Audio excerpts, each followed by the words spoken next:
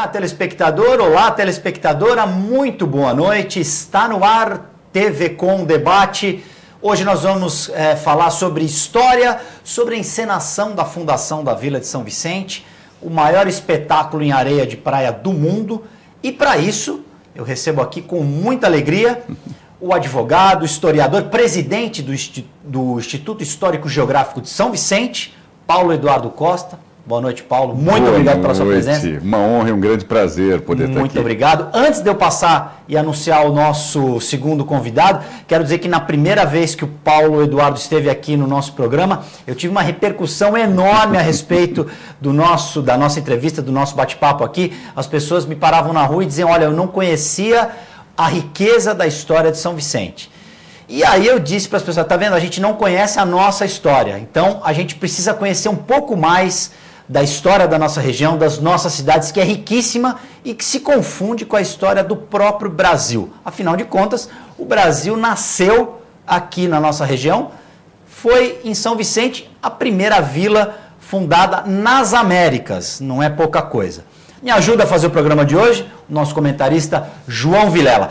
Antes de eu começar o nosso bate-papo, eu mais uma vez, no nosso formato acessível, estou falando do estúdio número 1 da TV Com, eu, Guto Brito, apresentador, estou vestindo aqui um blazer risca de giz, com uma camisa azul clara por baixo, estou com uma calça jeans clara e um sapato marrom. O nosso convidado, Paulo Eduardo Costa, veste aqui um elegante paletó preto, uma calça bege, uma gravata com flor de lis azul marinha, detalhes em dourado, um cavanhaque, está com seu cabelo muito bem cortado e aparado, preto. João Vilela, com uma camisa de manga curta cinza e uma calça jeans delavé, diziam os mais antigos, e um sapato preto. Paulo Eduardo, nós fazemos essa descrição porque temos muitos deficientes visuais ou com pouca visibilidade, claro, e que também precisam saber como estamos aqui para poder acompanhar melhor o nosso programa. É verdade, e não identificar suas vozes e usar a imaginação para poder lembrar. Claro, temos que valorizar essas pessoas também, que são nossos telespectadores assíduos. Com certeza. Paulo Eduardo, mais uma vez obrigado pela sua presença.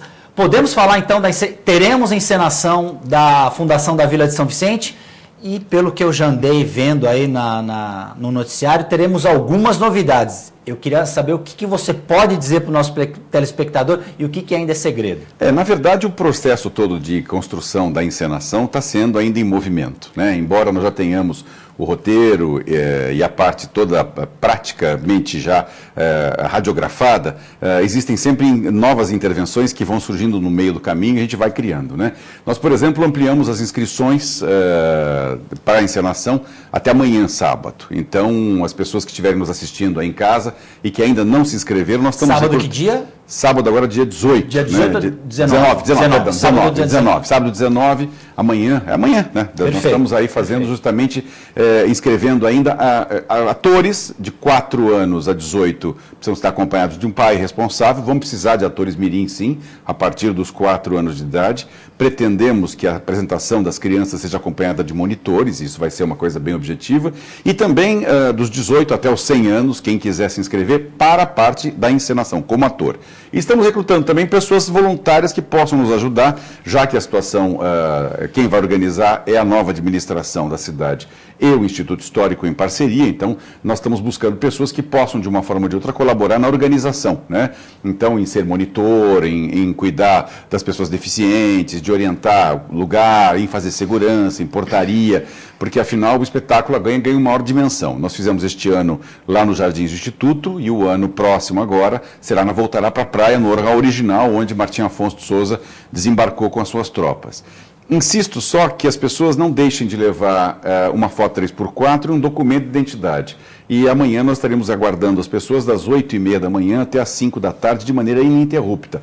Inclusive no próprio Instituto Histórico Geográfico, na rua Frei Gaspar 280. Perfeito. Nós vamos colocar no decorrer do programa o endereço para quem estiver interessado em participar. Eu acho que já está aí. Nossa produção é rápida, já está aí no rodapé da sua TV. Quem estiver interessado pode ir. E é importante participar porque também vai ficar sabendo um pouco mais a respeito da nossa história, da história de São Vicente. Na verdade, o que é contado e o que é relatado agora, ele vai ter uma intercorrência diferente. Porque como é o Instituto Histórico que está fazendo, então nós temos uma fidelização com a história. Né? Perfeito. E a gente vai buscar contar essa história. Então, assim, o fato importante, o mais relevante, é a fundação da vila de maneira oficial. Isso aconteceu exatamente no dia 22 de janeiro de 1532. Mas São Vicente já era ocupada muito antes disso, né? Já existiam por aqui degredados, o bacharel Cosme Fernandes, estima-se, chegou por 1502, ou seja, praticamente 2 anos depois da descoberta do Brasil. E aí a cidade sofreu uma série de... criou-se uma cidadela, né? Havia muradas para proteger dos indígenas à época, né? Porque os indígenas ainda entendiam que o branco era hostil, né? Quando em 1530, então, efetivamente, o bacharel Cosme Fernandes descobriu que Martim Afonso estava vindo de maneira oficial, com tropas, com exército, né, para instalar, de fato, uma civilização, digamos assim, né, porque até então era apenas uma ocupação, não havia governo organizado. O bacharel, enciumado, colocou fogo em São Vicente, no que tinha de São Vicente, quer dizer, era uma vila pequena. À época estimava-se em torno de 200, 250 habitantes, já à época, né, mas ele colocou fogo. E aí chega Martim Afonso de Souza, em 1532, e acaba enfrentando também alguns problemas, porque ele realmente criou a estrutura, ele fundou a primeira Câmara, ele colocou lá, na época não era prefeito, era o intendente, que, digamos, o presidente da Câmara atuava como prefeito, né? Mas aí criou-se o primeiro juiz, o primeiro delegado, a primeira forma organizada de vida nas Américas, você é muito próprio em dizer isso. América do Norte, Central, América do Sul, o primeiro povoamento oficial irregular foi realmente São Vicente. O primeiro pelourinho, que era a lei. Exato, né? O primeiro pelourinho, e aí, então, naquele momento, instituiu-se que os códigos portugueses valeriam aqui, até porque nós éramos um apêndice de Portugal, né? Martim Afonso fica bem pouco tempo por aqui. Ele ouviu falar que havia, pelo caminho do Peabiru, um caminho muito conhecido que nos ligava até Peru, né? Por isso que chama Peabiru, ligava São Vicente ao Peru. Era um caminho feito com rota já pelos sambaquis, depois por alguns indígenas, e alguns nativos vinham até aqui e voltavam. E ele ouviu, Martim Afonso, de que haviam grandes riquezas, muito ouro, que seduzia mesmo o invasor, né, aquele cara que estava colonizando, era a riqueza. E São Vicente era um foco, quando eu digo São Vicente, digo São Vicente, Santos, essa nossa região, era um foco importante, porque é ainda hoje uma das áreas mais irrigadas do país. Se você prestar atenção, nós temos uma quantidade de água abundante. Existem rios, riachos, existem lagos, nascentes, em tudo quanto é lugar. E, naturalmente, o ocupante se preocupava com isso, né? Até porque São Vicente acabou virando rota para que explorasse o restante. Os bandeirantes saíram daqui e foram para o sul, os navios, mas todos passavam por essa região.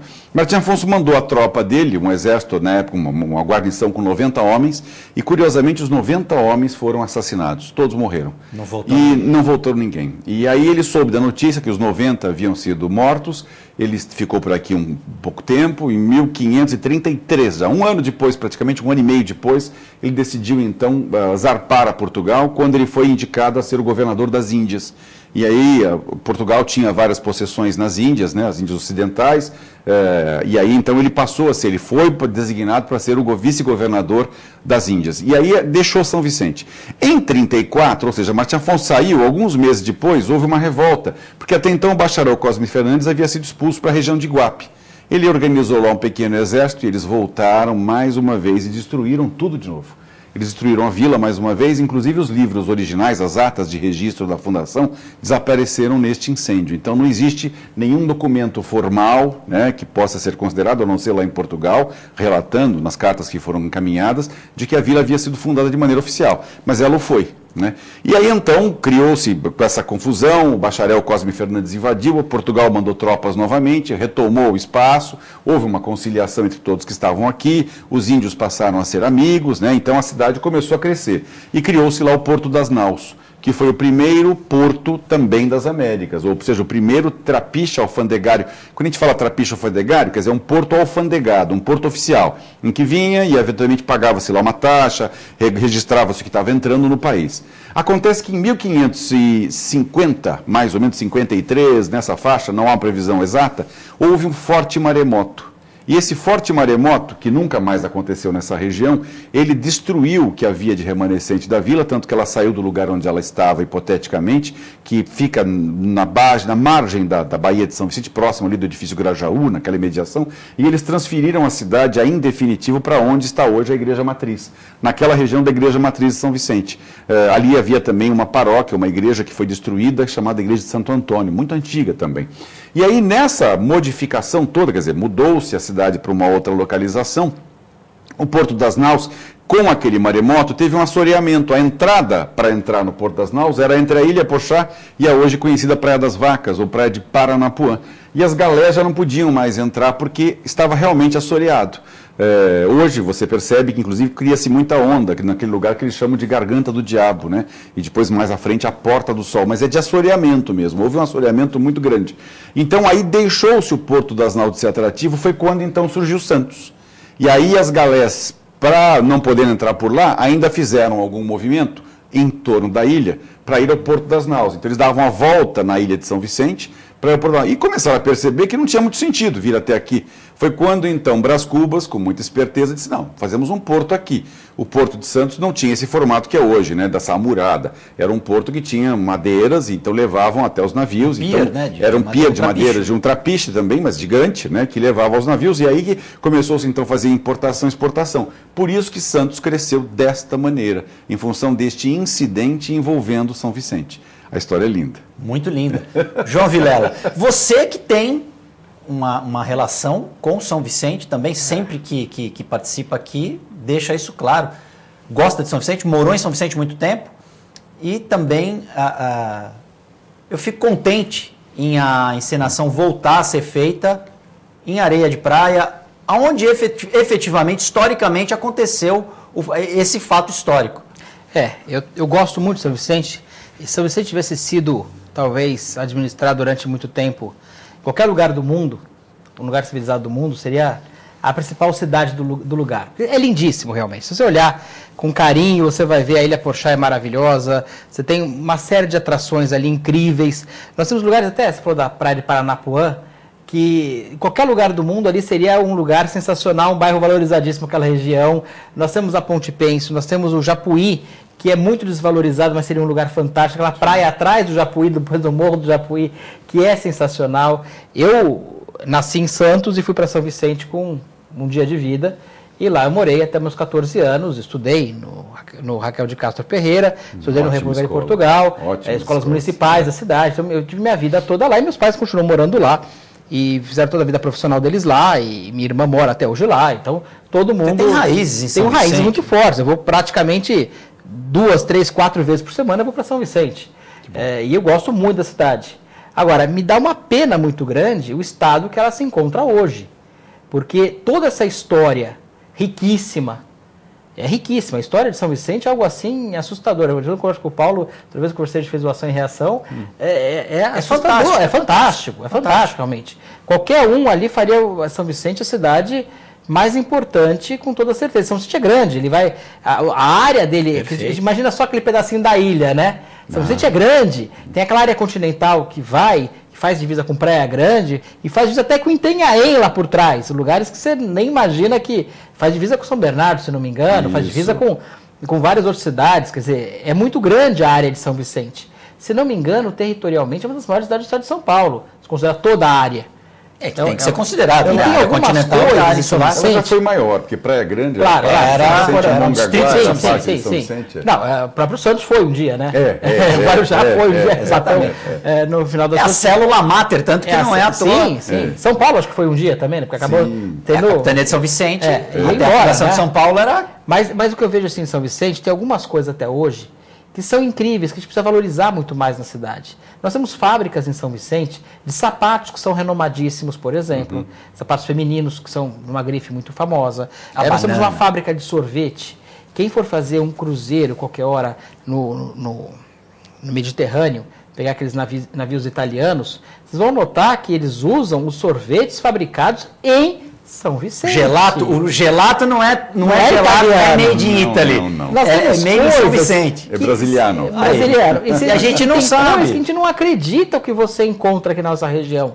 Nós temos aquelas... Estou falando da parte comercial. As bananinhas. Fale das bananinhas. Exatamente. Sim. Que é sensacional. Existe até hoje a fábrica das bananas? Existe, é tradicionalíssima. Está ao lado da Ponte Pêncil. Aqueles doces que vendiam na biquinha, de Anchieta, eram feitos, a grande maioria, no Japuí. Várias pessoas artesanalmente faziam doces, ainda fazem, claro, mas a biquinha me revolta muito, não está pujante como deveria ser, com aquele investimento que teve, pelo menos a placa diz que teve um investimento altíssimo, de não sei quantos milhões, e com um prazo que estaria pronto, acho que ano passado, né? Tem a placa lá. Só a placa. Precisa a placa. E nada foi feito, praticamente. Triste, porque é um lugar delicioso. Não, e além de delicioso, deixa eu dar um parênteses, é a biquinha de José de Anchieta. Ali José de Anchieta catequizava os índios. É histórico. Era ali que ele ensinava a ler e escrever em português. Quer dizer, o primeiro processo de alfabetização deste país começou exatamente na biquinha de Anchieta.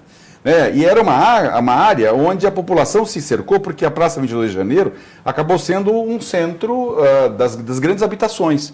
Então, a região da Matriz, que foi construída, curiosamente, com a frente voltada para o contrário do mar. De costas para o mar. De costas para o mar, justamente por conta disso. A frente é para o lado da montanha, para proteger no caso de um suposto maremoto que nunca aconteceu. E reza-se que nunca aconteça de novo, né? Aquele tal terrível que aconteceu. Mas José de Anchieta estava ali, né? E se a gente prestar atenção, nós temos o Frei Gaspar da Madre de Deus, que uma das figuras mais importantes da nossa colonização, ele nasceu em São Vicente. Nós temos figuras... João Ramalho. Temos figuras importantíssimas ligadas à cidade. A cidade foi capital do país durante muito tempo, foi capital do Estado durante muito tempo, e hoje, sem dúvida nenhuma, é a mais importante ocupação, deveria ser um exemplo para todo mundo, né? Porque, afinal, desde 1532, ela é mais antiga que qualquer outra cidade desse país, de qualquer cidade das Américas. Então, eu acho que deveria ter um exemplo, uma virtude, uma coisa assim fora da regra. A Câmara Municipal, que foi fundada em 22 de agosto de 1532, curiosamente dia 22 também, mas não foi de janeiro, foi em agosto, também é a Câmara mais antiga das Américas. Então, a história da cidade é uma história muito rica. Você sabe de uma coisa engraçada? Eu recentemente recebi a vice-presidente da ICOFORT. A ICOFORT é um organismo internacional que tenta preservar ao longo do mundo, ao redor do mundo, as fortificações bélicas, né? A ICOFORT, assim como os historiadores entendem, o que se preservou na história dos países é sempre as igrejas e as fortificações. Percebam isso, né? A gente tem sempre igrejas antigas e fortificações antigas. E eles vieram aqui até para inspecionar as fortificações nossas, com intenção de tombamento de todas elas, até o Forte da Fortaleza da Barra, que tem aqui na entrada de Santos, né? Também foi uma das que foi visitada. E ela me disse o seguinte, ela é de Montevidéu, a vice-presidente internacional é de Montevidéu, no Uruguai. Ela veio justamente para fazer uma palestra para nós, historiadores, lá no Instituto Histórico. E ela me disse, olha, Montevidéu era cercada por muralhas, que eles chamavam de muralhas de pedra, né? E, curiosamente, aquilo foi tudo destruído com as invasões, o que aconteceu, e agora, faz uma questão de 30 anos atrás, descobriram um pedacinho deste muro, dessa muralha. Por acaso, numa construção de um prédio, descobriram aquilo, bom, imediatamente foram lá e compraram a área, decaparam a parede para mostrar que eram as muralhas originais, e aqueles 13 metros comoveu o país inteiro em termos de história. Ele olhou para mim e falou assim, engraçado, a gente com 13 metros de muro, a gente agregou o país num movimento histórico de valorização, e vocês aqui em São Vicente têm tanta história, mas tanta riqueza histórica, tantos grandes vultos, tantas personalidades, os bandeirantes, a história da cidade é uma história muito rica. Ela olhou para mim e disse, olha, vocês têm a faca e o queijo, mas não aprenderam a cortar. E é uma grande verdade. O mau dedo aprendeu a cortar, né? O dedo corta, né? E na questão das estruturas, muitas bem preservadas até hoje, né? Sim, sim. A própria casa, o Instituto Histórico Geográfico, é um exemplo vivo disso, né? A residência principal é de 1890 e a residência acessória é de 1865. Era uma chácara intocada, onde morou ali o coronel José Lopes, que hoje dá nome à Praça do Correio, que foi também um dos intendentes, era o prefeito da cidade. E a gente recentemente até, não sei se vocês sabem disso, por acaso tinha lá uma árvore que queimou com um raio, uma areca, não era nenhuma árvore nativa, a areca é aquela palmeira que tem vários ramos, né? Ela queimou, estava seca, eu chamei o jardineiro e falei, olha, por favor, tira daqui, porque essa árvore seca não tem muito sentido. E ele optou por alavancá-la, né? Então você põe uma alavanca, uma clava, ela está morta, ela vira, cai, aí ele picota e joga fora. Quando ele fez isso, curiosamente apareceu lá um reluzente pedacinho de porcelana. A minha diretora do museu, que não é brasileira, a Nora Walter, que eu admiro barbaramente, porque ela é uma argentina, mas ela tem um sangue brasileiro, ela ama a história do Brasil, fez arqueologia lá na Argentina. Ela olhou para mim e falou assim, deixa eu dar uma olhada. Ela foi lá e pegou a pecinha e, curiosamente, era um pedaço de louça do século XVIII. A gente ficou muito curioso, ela falou, posso prospectar um pouquinho? Eu disse, desde que você não danifique, porque nossos jardins são preservados, né? E ela foi lá então com os pincéis respectivos, com aquele material todo, e eu me lembro de um dia chegar lá e olhar só os pezinhos da Nora para fora, assim, ela dentro do buraco. Bom, resumindo, ela achou pelo menos 40 ou 50 objetos de grande importância arqueológica. Nesse momento eu chamei um arqueólogo, né, o Manuel Gonzalez. O Manuel Gonzalez, que até já esteve aqui na TV, sim, que mora um pouco lá nos Estados Unidos, mora um pouco no Brasil, ele passa 6 meses lá, 6 meses aqui, mas ele é arqueólogo de formação, e ele foi até lá com a sua equipe, e aí nós descobrimos que a situação é muito mais interessante do que a gente imaginava. A riqueza desse sítio, então, é muito maior. A sítio arqueológico é absolutamente monstruosa. Então, o que fizemos nós? Um projeto, encaminhamos a PROAC, a Lei Rouanet, né, porque afinal uma cidade pobre não tem condições de fazer prospecção arqueológica, e com base nessas verbas que nos vão ser liberadas, tanto do PROAC, que é federal, quanto a Lei Rouanet, PROAC estadual e Lei Rouanet federal, nós pretendemos fazer uma pesquisa arqueológica mais profunda, porque nos poucos pontos em que nós abrimos naquela área especificamente, até uma urna funerária indígena foi encontrada que reputa-se seja por volta do século XIII ou XIV. Nossa. Então é uma coisa bastante antiga e aquela área é realmente preservada. Achamos, inclusive, soldadinhos de chumbo do século XVII, mas aqueles originais, não esses que a gente vê hoje no dia a dia, né? Achamos assim, e você que tem uma loja tantas modernidades, a gente tinha lá porcelanas, tinha umas coisas assim que você diz, vidros de perfume do século XVII, século XVIII, franceses, né? Coisas fantásticas, objetos que vão enriquecer muito a nossa pesquisa histórica e que vão enriquecer muito a história que nós temos para preservar da cidade, para poder passar para os nossos descendentes. Eu acho que a gente está no caminho certo agora, pelo menos na parte de historiografia e nessa parte de reconhecimento da sua importância, ela está no caminho certo. E tem uma previsão de quando que esses trabalhos de prospecção devem começar? Olha, depende da liberação. Nós estamos aguardando agora a liberação tanto do PROAC quanto da Lei Rouanet, né? Nós estamos aguardando a manifestação deles, evidentemente que estamos lutando em outras faces também, né, para buscar, e tem uma série de projetos em andamento aí, esse é um dos projetos até. A casa também prescinde de um processo de restauração, né? Existe dentro da casa lugares absolutamente blindados, como se fosse um bunker, né? Sem janelas e sem portas, que nos surpreendem. Há uma história até muito curiosa e muito engraçada de que nós tivemos lá e alguns fenômenos começaram a ocorrer e já ocorriam. Então nós chamamos um especialista em fantasmas, né? Parapsicólogo? Um parapsicólogo especializado que veio lá com aquelas varetas mágicas, aquelas coisas todas, que eu não entendo nada disso, eu sou muito cético. Eu confesso a você que eu não acredito em absolutamente nada. E aí começaram a me mostrar umas fotos da casa externas, curiosamente, e você vê a janela, e aí o fotógrafo garante para mim que não tinha ninguém na janela. Na hora que você vai ver a foto, tem um rosto na janela, um rosto branco. Coisa estranha. E você vê vários rostos nas janelas.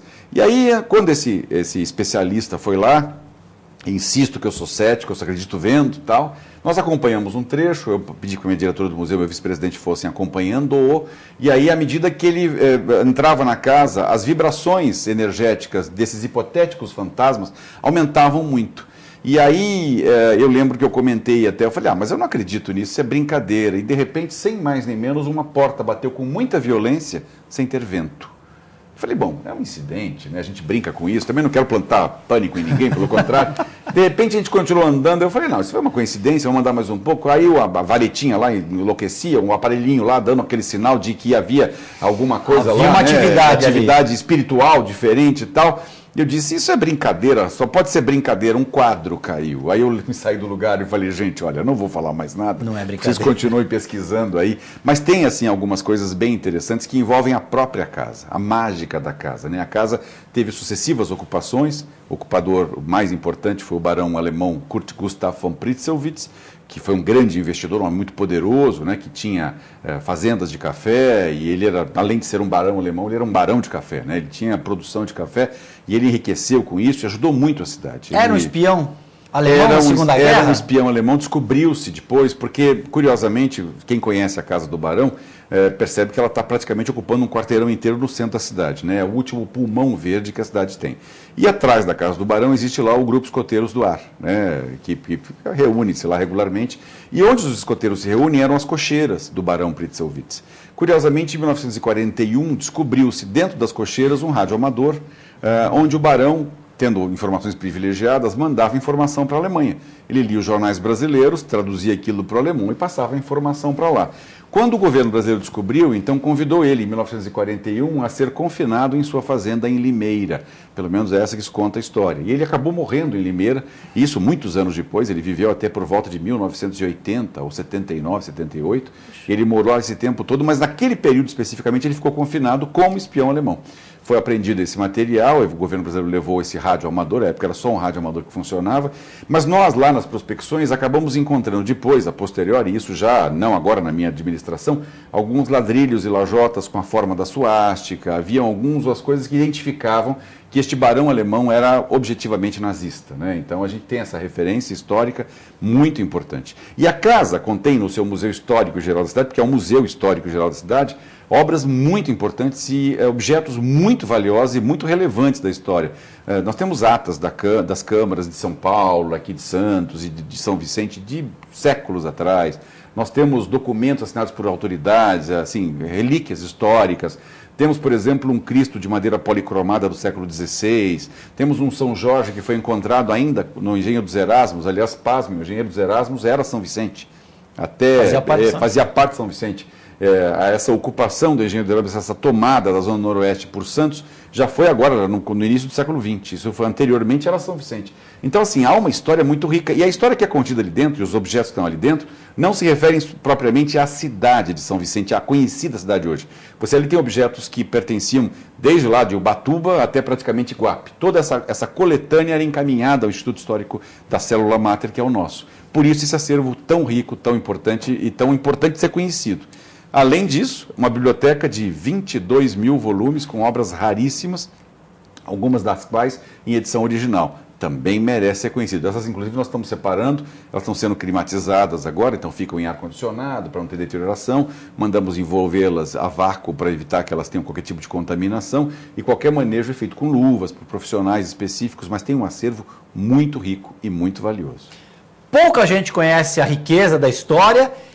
TV com Debate vai fazer um rápido break. No segundo bloco, nós continuaremos aqui a conversar a respeito da riquíssima história de São Vicente e da nossa região.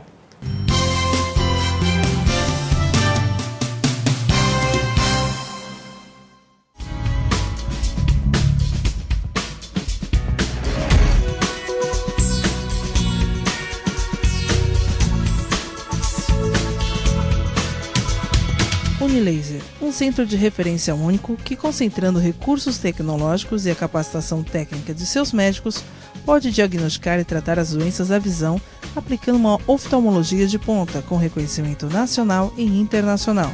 Unilaser, unidade oftalmológica de laser.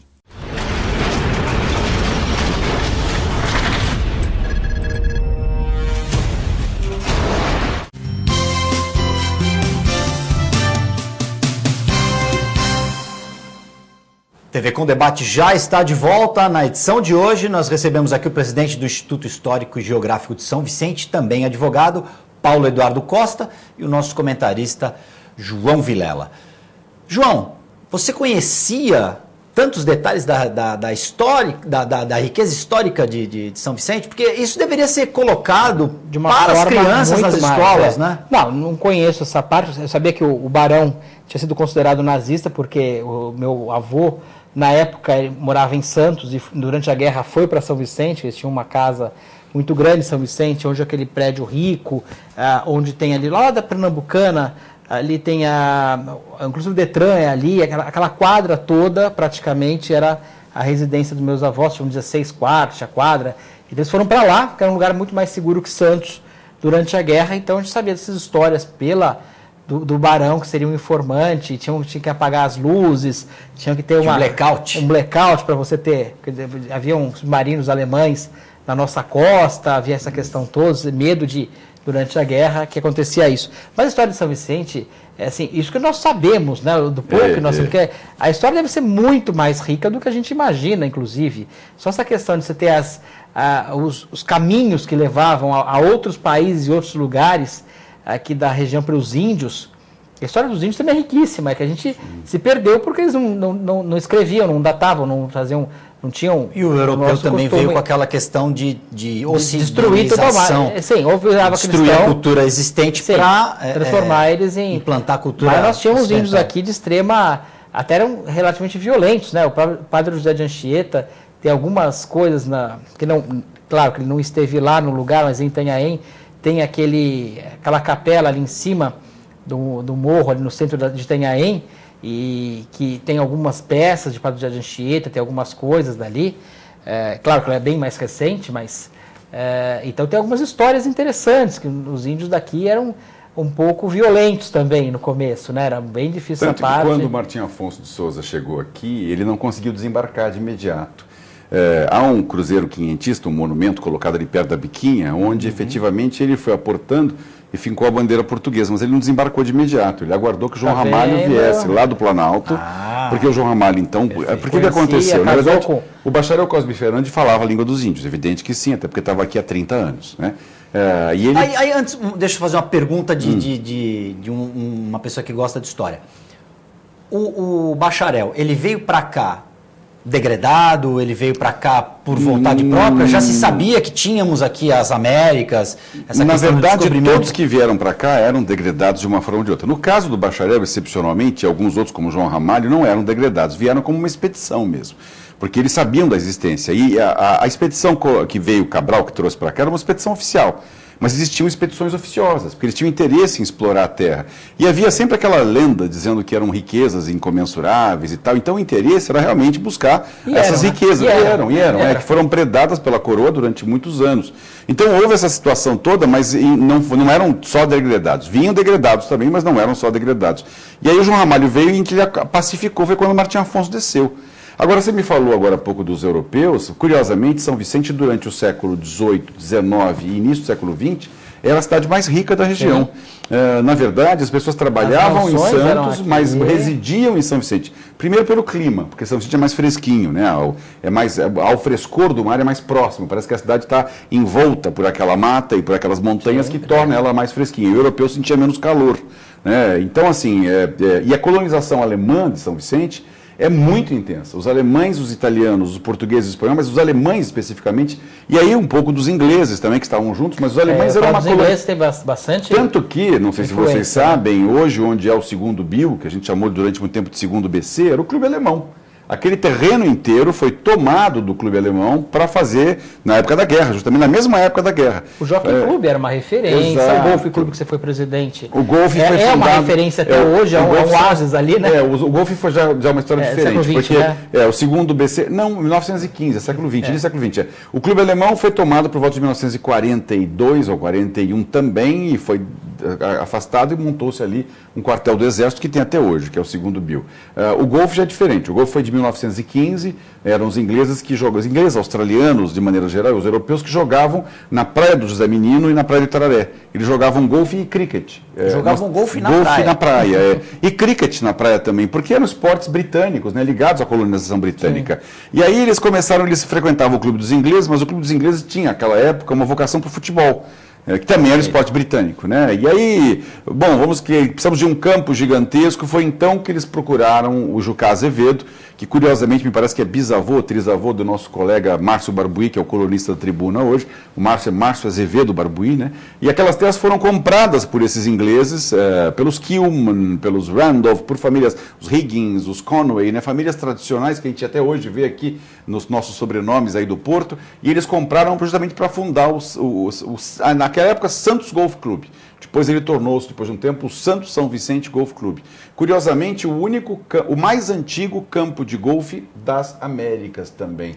Do Brasil é hoje o mais antigo campo de golfe. Das Américas é incrível, porque se pensar na América do Norte, a tradição exato, que na verdade... A colonização britânica da América do Norte. Veja bem, só para elucidar, porque alguém vai dizer para mim assim, o Paulo está contando uma história de pescador. Não.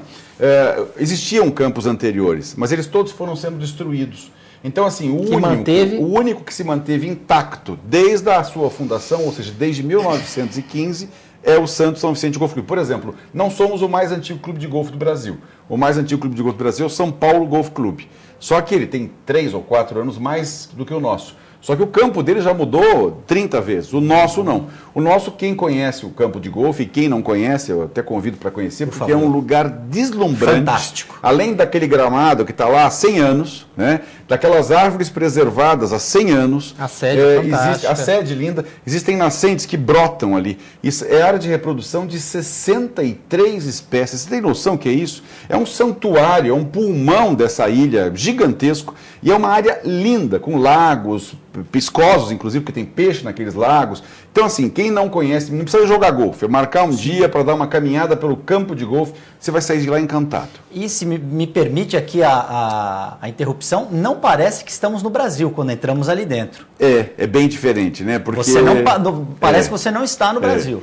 E o Jockey Club, que eu já tive a oportunidade de ir até lá, que hoje está numa situação difícil, infelizmente, né? Infelizmente. Já foi um grande lugar de trophy, fantástico, né? Você vê a Raia de Prata. Nós tivemos corrida não de Fórmula 1, que não tinha Fórmula 1, mas de corrida de carro, nós tivemos em São Vicente, de modo internacional, inclusive. O Jockey tem uma história diferente, sabia? Ele foi fundado por volta de 1940. Não, a corrida de carro não foi no Jockey. Pela família Bay. Né? A família Bay era dona daquela área e aí gostava do turf. Foi quando então se fundou o Jockey Clube de São Vicente, ou o Jockey Clube São Vicente, né? Que depois deu nome ao bairro, porque o bairro não chamava Jockey, o clube começou primeiro. E foi um dos principais clubes do país. Hoje eu, orgulhosamente, sou o vice-presidente do Jockey Clube. E nós estamos num processo também lento, mas um processo decidido para recuperar a área. Ele perdeu, para nossa tristeza, alguns anos atrás, eu não fazia parte da diretoria, a carta patente, que lhe autoriza a fazer corridas oficiais, mas esse processo já está em andamento no Ministério da Agricultura e eu acredito que o clube estará revigorado, revitalizado o mais brevemente possível.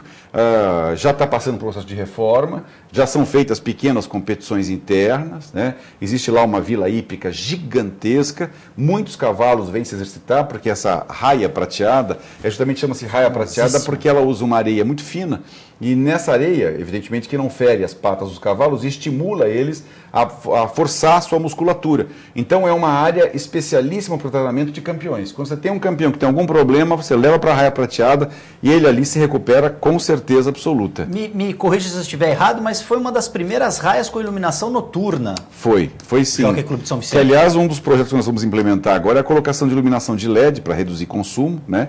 E a intenção é iluminar a pista inteira.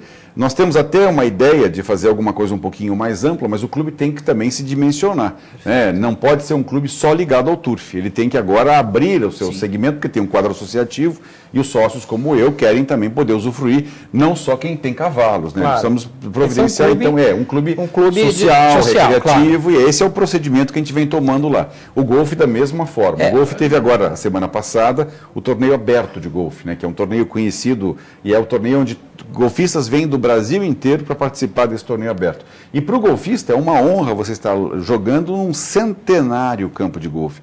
O golfista é muito tradicionalista, né? Então nesse aspecto ele se sente muito honrado. A quantidade de estrangeiros que vêm jogar aqui é impressionante. Eles valorizam. Muito, até pela tradição e pela história.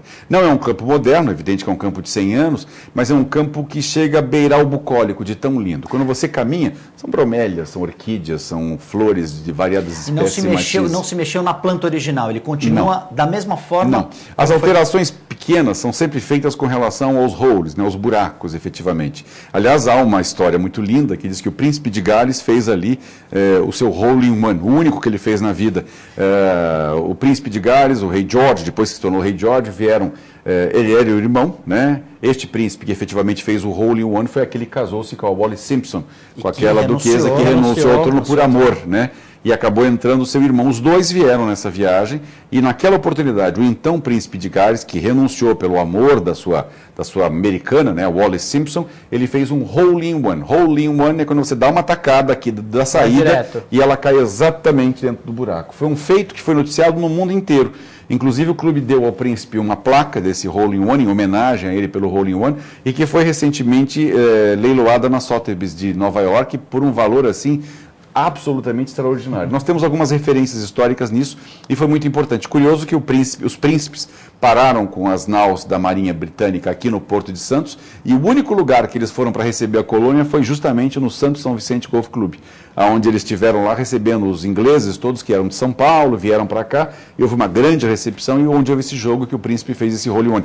O golfe, inclusive, quem vai ao clube, vezes para almoçar, ali ao lado da sede principal tem o putting green, né, que é onde você faz treinamento para tacadas curtas.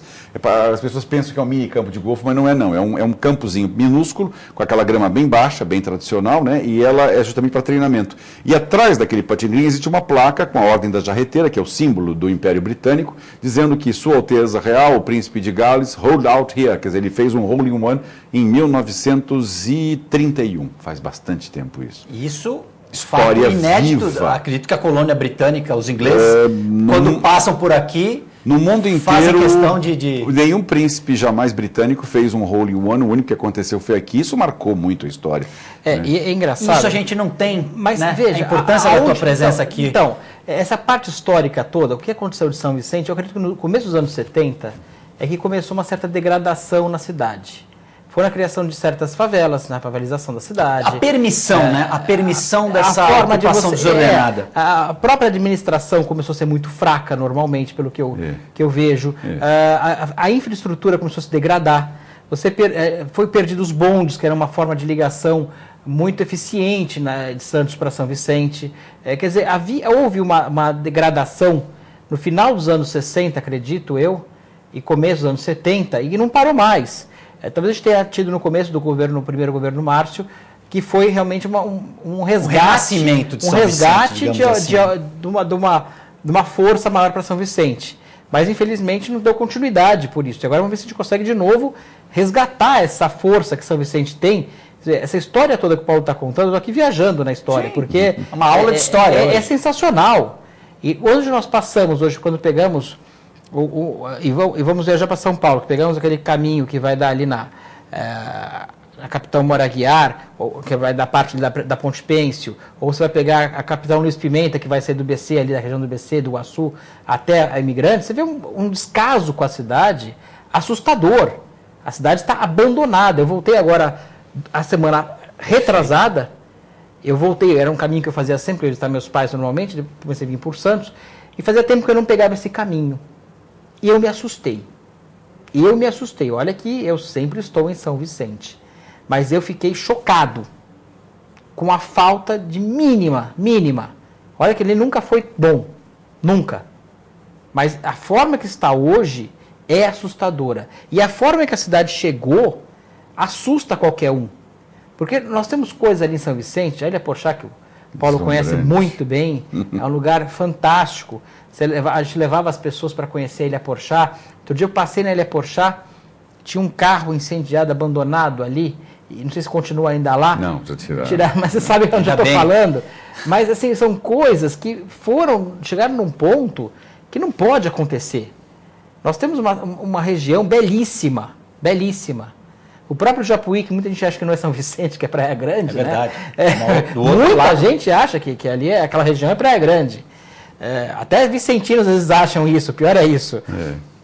A Biquinha, que é fantástica, a Praça 22 de Janeiro, a região toda do Gonzaguinha, o Itararé, o teleférico foi uma grande conquista da cidade, realmente. Aquele teleférico, quem pode e vai, a tranquilidade que passa quando entra na parte de mata ali, o Morro da Asa completamente, que vai dar no Morro da Asa Delta aqui. Acho que ali já é Santos, Morro da Asa, não sei se é São Vicente. Na divisa ali. É bem no meio, né, o negócio. Não, na verdade, onde saltam mesmo é São Vicente. É São Vicente. Né? O Morro do Itararé, a fronteira a entrada por carro é que você entra por Santos, atravessa, né, e aí sobe. Nós estamos tão ligados entre Santos e São Vicente, e eu vejo uma distância tão grande politicamente. Exatamente. É isso que mais me assusta, Paulo. Porque a cidade ela é tão enraizada que poucos moradores sabem onde começa uma cidade e termina a outra. De tão enraizada que é uma cidade na outra. Aonde é a divisa exata, na praia, pouca gente sabe exatamente onde é a divisa. Tinha uma dica no passado que era a estátua do Martim Afonso. Que tiraram a estátua do Martim Afonso ali ali no Caneca de Prata, na Ilha de Urubuquiçaba, a linha ali. Sim, mas há tem uma feira ali que ninguém sabe se é a barra. Se é em Santos, se é em São Vicente. Curiosamente, essa feira é São Vicente. Pois já é São porque Vicente. tem um prédio que metade dele é Santos, metade São Vicente. E a própria ilha de Urubuqueçaba, ela tem um trecho que é São Vicente. Porque a fronteira ela não é longilínea, assim, não, ela é meio longitudinal. Faz uma então, digamos Pega assim, um pedaço daquela hipoteticamente, 2/3 da ilha é Santos e 1/3, bico lá de São Vicente, ainda pertence à cidade. Porque a fronteira, você imagina ela reta, não, ela é torta. Tem algum dono?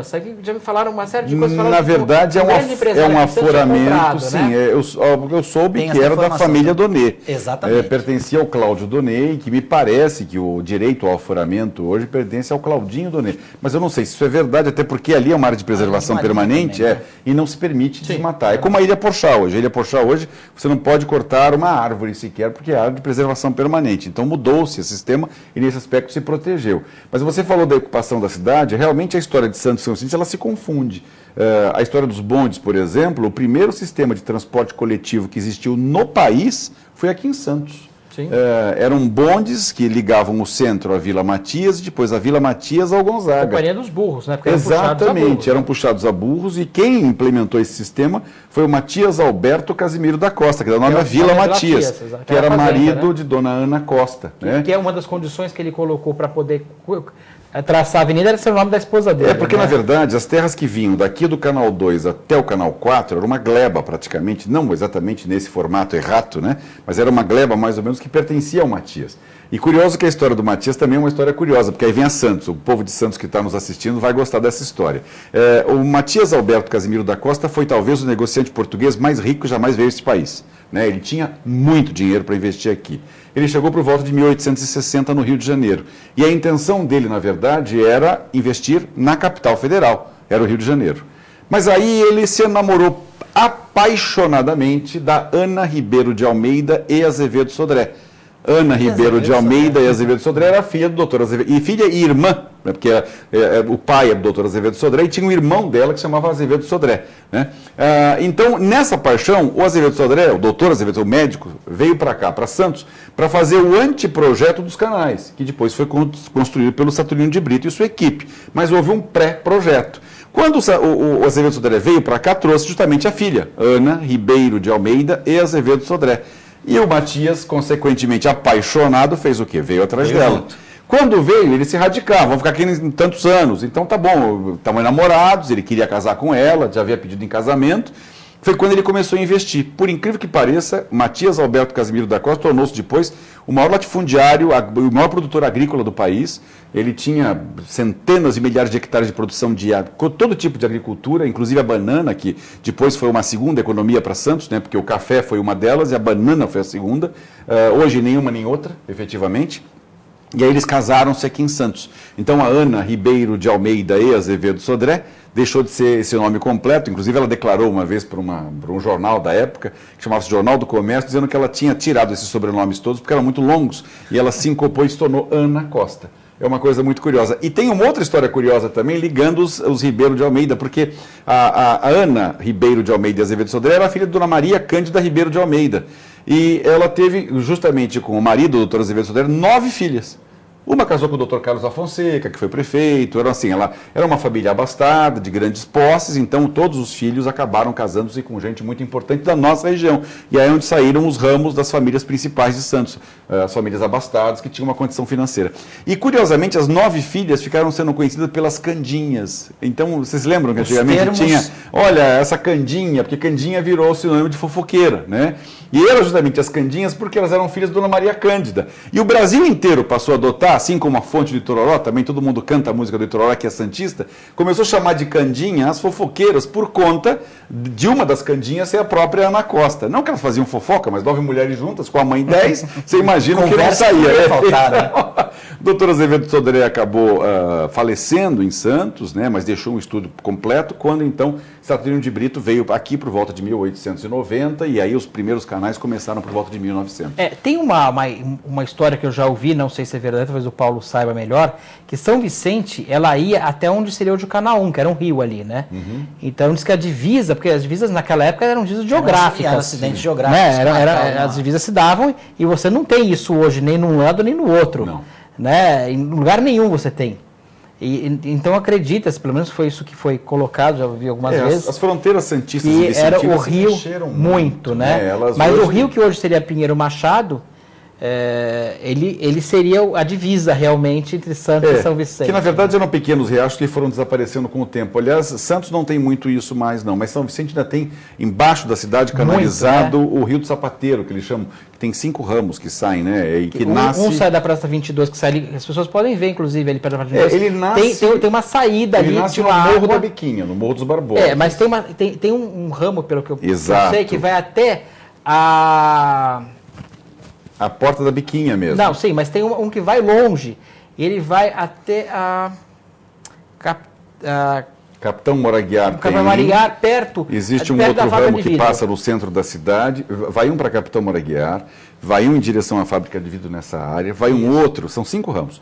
Vai um outro que passa por baixo do centro da cidade, embaixo da Igreja Batista da Presidente Wilson, e deságua na hoje conhecida linha amarela, e deságua lá em Traré. Quer dizer, então assim, foi canalizado, evidentemente, mas tem 5 ramos embaixo da cidade. Tanto que a importância do Instituto Histórico, a Casa do Barão, ela está numa colina, né, e há uma informação de que a 100 metros estaria justamente um braço desse rio. E por que o patrimônio arqueológico é importante? Porque o rio fornecia água. Então os indígenas tinham as suas tribos ali naquele lado. Quando os indígenas foram expulsos, os portugueses vieram e falaram, pera um pouquinho, eu quero o melhor lugar, eu quero onde tem água potável. Né? Sim, por isso que a Biquinha de Anchieta é uma das 5 nascentes que existem no conhecido hoje Morro dos Barbosas. Que na realidade aquela água já é canalizada, né? Não, na verdade é uma água pura que nasce... Tinha essa história que era da Sabesp? Não, isso é uma mentira descarada. É? A água é pura, ela nasce, eu cheguei a ver a nascente, nós temos inclusive, tem acompanhamento, né, da qualidade da água, da sua mineralogia, e a água ela nasce mesmo dentro da rocha. Então, né? Aquela água realmente, água realmente pura, botar mineral, e ali tem 5, porque 2 nascentes abastecem um reservatório, que hoje não é usado com muita intensidade, mas ele ainda é um reservatório ali no Morro dos Barbosas, logo na subida, em frente ao Hotel Chácara do Mosteiro, ali tem um reservatório que é alimentado por 2. Existem outras 2, uma que sai no lado da Ponte Pêncio, outra no canto da Capitão Moraguiar e a Biquinha de Anchieta, que é essa que abastece ali aquela região onde as pessoas vão buscar água. Aliás, hoje tornou-se, infelizmente, uma região muito perigosa, então as pessoas só vão buscar água durante o dia, com medo de assalto à noite, porque como houve um abandono daquela região da Praça 22 de Janeiro, dali da Biquinha, o Parque Ipupiara, então a quantidade de noias, que eles chamam de noias, né, os drogados, infelizmente, vão lá molestar as pessoas e invadem os espaços públicos, predam o que podem, roubam o que tem. Então a situação da cidade realmente é muito crítica, como você falou. A gente espera mudar isso, com certeza. Com certeza vai mudar, tenho certeza disso. Agora, aproveitando a nossa aula de história gratuita, isso não deveria ser ensinado não só nas escolas de São Vicente, mas em todas as escolas do Brasil? Na verdade... A história de São Vicente de Santos é uma história que se confunde com a história do Brasil. Muito, e deveria ter um capítulo específico para isso, né? Até muito mais importante do que pura e simplesmente o descobrimento em Porto Seguro. Porque, na verdade, o histórico que a gente fala de Pedro Álvares Cabral em Porto Seguro é apenas a chegada em Santa Cruz da Cabralha, ele descobriu, ali é que está fundado o Brasil, terra do pau-brasil, ele fez a missa e partiu em seguida. Então, assim, esta região, por ter sido a primeira colonização, realmente mereceria, por parte dos historiadores e das pessoas que ensinam a história, muito mais carinho. Até porque essa história é muito envolvente e muito fascinante. Agora, a boa parte das descobertas, essas, por exemplo, que estou te relatando agora, não são muito antigas, né? É fruto de objeto de muita pesquisa técnica e científica. Essas histórias, por exemplo, do bacharel estar aqui em 1502, quando ele chegou aqui, pouca gente sabia. Né? Pouca gente, por exemplo, entende, porque as pessoas, de maneira geral, até para não confundir, entendem que São Vicente começou em 1532, e ela não começou, Exatamente. Ela começou antes, bem antes disso. Pelo menos 30 anos, com certeza, né? Pelo menos 30 anos, com certeza. Ela começou em 32 como uma população... Oficialmente, né? Como uma ocupação organizada. E isso que a gente tem que dar valor. Mas tinha um espanhol aqui, não tinha Existia, uma sim. história, existia. pelo menos de... Aliás, nós tivemos invasão, inclusive, de corsários. O Thomas Cavendish veio aqui, invadiu. Há uma lenda, e eu não sei se é verdade, mas é uma lenda, que diz que o Thomas Cavendish, quando invadiu São Vicente, ele em seguida sofreu o assédio das forças espanholas e portuguesas que estavam unidas naquela época. Foi uma fase que Portugal exatamente, vieram aqui e expulsaram o Cavendish. E o Cavendish tinha saqueado muitos lugares na Ásia e na África e veio para cá com a intenção de saquear ainda mais. Quando ele se viu acuado, dizem as boas e as más línguas que ele enterrou um rico tesouro na Ilha Pochá. Só que até hoje nunca se localizou, mas os livros, inclusive, declaram que ele enterrou.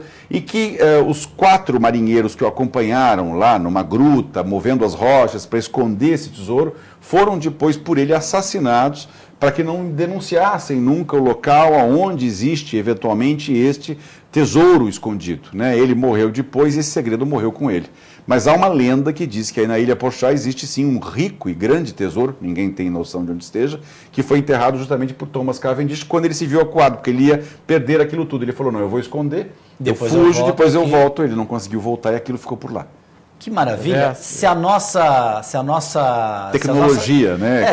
Estou nessa, né? Se algum dia você começar uma empreitada para procurar esse tesouro, lembre-se de mim que eu também quero participar dessa empreitada. Nós temos agora, através do Instituto Histórico e dos grupos, porque o Instituto Histórico não é um instituto meramente simbólico, ele é um instituto de pesquisa, de estudo historiográfico, né? Então, existem técnicos ligados a isso. Hoje nós estamos focados em 2 pesquisas muito importantes. A primeira delas é a descoberta das fundações da Igreja de Santo Antônio, que foi remanescente do período pré-colonial, é coisa de 1550, 1560.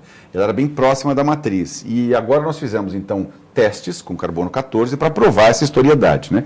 E o segundo ponto é uma fortaleza que hipoteticamente existia na lateral da Baía de São Vicente. E as ruínas já foram encontradas também, só que a gente, para poder ter essa confirmação, tem que fazer o teste justamente desse material encontrado para verificar a idade dela e se realmente são remanescentes dessa fortaleza, que era mais ou menos como a fortaleza da Barra aqui em Santos e que protegia o Porto das Naus lá. Havia um inverso. E há também uma questão que teria escombros ainda da antiga cidade, seria no Gonzaguinha ali, né? Tem uma história que conta que teriam pedras ainda mostrando ali. Márcio França chegou na época, aliás, Márcio foi um grande administrador na época que ele administrou São Vicente, ele chegou a mandar, o pessoal da USP veio fazer prospecção e mergulhou lá, inclusive, para ver se encontrava, muito pouca coisa foi encontrada, mas supõe-se que a cidade, essa reminiscente, a primeira São Vicente, ela está realmente debaixo d'água, nas imediações daquela região do edifício Grajaú, onde começam os prédios na Gonzaguinha. Naquele pedaço era a cidade preliminar, que depois foi transferida para essa área da matriz de São Vicente. Aproveitando aqui uma pitadinha histórica para me fazer um pouco perto de vocês aqui, temos um abrigo antiaéreo no prédio do Gáudio. Sim. Também, é riquíssimo esse acervo. Também. Está em São muito Vicente. Historicamente correto. Bom, eu antes de encerrar, eu posso fazer um último recado, só lembrar a vocês que amanhã ainda nós temos inscrição tanto para atores quanto para colaboradores.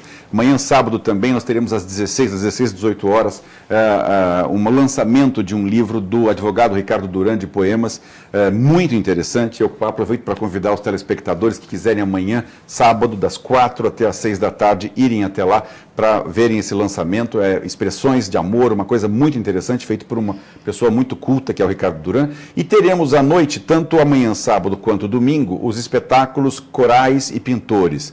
Vão se apresentar os melhores corais da região nos jardins do Instituto. Então vai ser uma atividade completamente diferente, ao ar livre, para que as pessoas possam usufruir. E nós teremos lá 10 ou 12 artistas plásticos que estarão pintando as impressões daquele momento, né? A música envolvente daquele jardim centenário. Então é uma pedida, a entrada é franca em qualquer uma dessas atividades. A inscrição ao lançamento do livro e tanto sábado quanto domingo, das 19 às 22 horas, a apresentação de pelo menos 12 conceituados corais. Eu faço convite para todo mundo. O Instituto fica onde? Frei Gaspar, 280, está ali no nosso GC. No centro, é bem perto do shopping. Se você for com alguma criança que não queira participar do coral, você pode mandar para o shopping para se distrair, mas é tão perto que é fácil ir e voltar, perto da prefeitura, inclusive, de São Vicente. Maravilha. Muito obrigado a você, meu amigo. Obrigado. Posso chamar você de amigo? Com certeza. Com certeza. João Vilela, muito obrigado. Olha, eu vou falar uma coisa. Eu poderia passar o dia inteiro ouvindo aqui o Paulo falar da história de São Vicente, que realmente me deixa muito impressionado. Como nós desvalorizamos o que nós temos. Nós desperdiçamos, literalmente, coisas que são de incrível valor, mundial, eu diria, sim, sabe? Sim. Que mostram a civilização e mostram também sim. Como a administração pode mudar um lugar. Como São Vicente teve altos e baixos desde o seu início, né? Então, picos na realidade e vales, de várias formas, rapidamente, é uma demonstração que é possível mudar e voltar a São Vicente ser hoje uma referência, não só na região, como no país, como até no mundo. E é possível fazer isso com uma administração coerente, correta, focada realmente na cidade, que tem amor pela cidade, que saiba administrar o mínimo possível. E é o que eu espero agora. Nós temos uma mudança agora de administração. Nós tivemos uma administração, no mínimo, conturbada. Acho que ninguém discorda disso, nem o próprio prefeito discorda disso. Eu não consigo ver ele falando que a cidade está bem administrada. Está melhor do que quando ele entrou. Não é possível.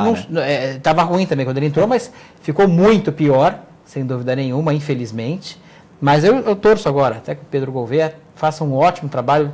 Tenho certeza que ele vai ter que fazer esse trabalho, senão é uma das últimas chances do Vicentino hoje para poder resgatar realmente toda uma história e força dessa cidade que é fantástica e que nós normalmente desprezamos, infelizmente. Exatamente. Paulo Eduardo Costa, muito obrigado. João Vilela, muito obrigado. Mas principalmente a você, telespectador, o meu muito obrigado. TV com Debate fica por aqui.